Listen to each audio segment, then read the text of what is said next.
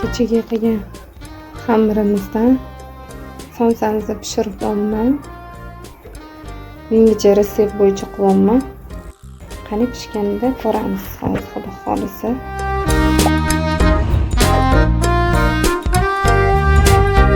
Mana somsamizni pishirish jarayoni pishyapti.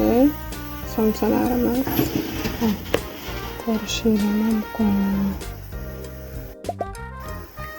Bu shu yangi retseptimiz bo'yicha qilingan somsalarimiz hozir. Mana baravolari ustidagi shunaqa zo'r chiqdi. Xamirimiz hammasi bir tekisda.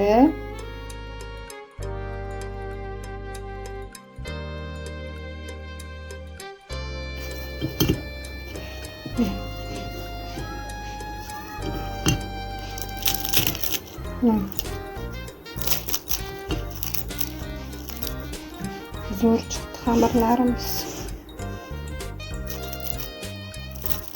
Shu men kutgan xamir bo'lib chiqdi. Ko'rdinglarmi?